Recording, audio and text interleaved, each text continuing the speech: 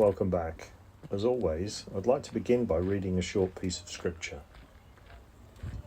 While walking by the Sea of Galilee, he saw two brothers, Simon, who is called Peter, and Andrew, his brother, casting a net into the sea. For they were fishermen, and he said to them, "Follow me, and I will make you fishers of men." As a Catholic discerning the call to the Permanent Diaconate, I'm on a journey of prayer and learning, continually trying to listen to where God is leading me. For me, the diaconate is all about being alongside people, sharing faith, lending a hand, offering a word of encouragement, and just being present where life happens, whether that's in church or in the community, or even out walking. It's not about doing big or impressive things, but about the small, everyday acts of service that point to God's love. I see it as a way of echoing that call Jesus gave to Peter, "Come, follow me, and I'll make you fishers of men." As I continue my journey, I'm really looking forward to growing into that calling and walking with those around me, physically or through this medium.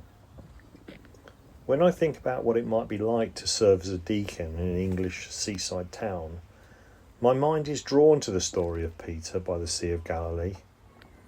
At the water's edge, he heard Christ invite him to set aside his nets and follow. The significance of that shoreline moment has endured throughout history and remains relevant today. In a seaside parish, the sea is never far away. It shapes the life of the town, its seasons, its visitors, its moments of calm and its sudden storms. In this setting, the church adopts a similar rhythm. At times, there is a bustle and busyness. The influx of visitors in the summer, the chance encounters with strangers who may need only a word, a prayer, or even a smile. At other times, the shore is quiet and the task turns inward towards the faithful, the elderly, the lonely, those who feel left behind when the tide of life has withdrawn. Like Peter casting his net, we are called to cast wide the net of the gospel. Not every catch will be held for long. Some may slip away, just as visitors return to their homes. Yet the call remains to serve, to witness, and to be present in every encounter, however brief. The seaside town itself and all its beauty and in sometimes not so hidden struggles becomes the mission field for every Christian. Living here in this seaside town, I notice this all the time. On one hand, it's such a beautiful place.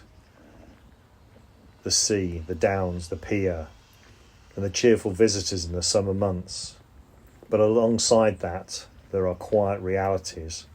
Older people who feel isolated, families struggling under financial strain, and individuals carrying heavy burdens that aren't always apparent.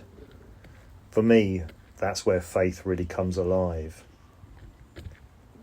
It's not just a lovely town to call home. It's a place where I'm reminded daily that being a Christian is about seeing Christ in those around me and being ready to love and to serve right where I am. For Peter, the sea was both his livelihood and his place of conversion. For us, the seashore can be the place of prayer, a reminder of God's vastness and a call to deeper trust. To walk along the seashore is to walk where people are, amid the bustle of shops, the cry of the gulls, the silence of winter evenings, and to know that Christ is there, still calling us to be fishers of men, asking us to cast the net once more.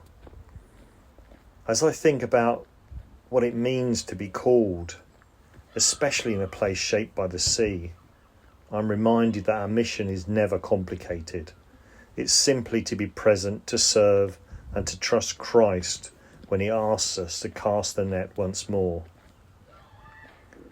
Thank you for allowing me to share these few simple words with you today.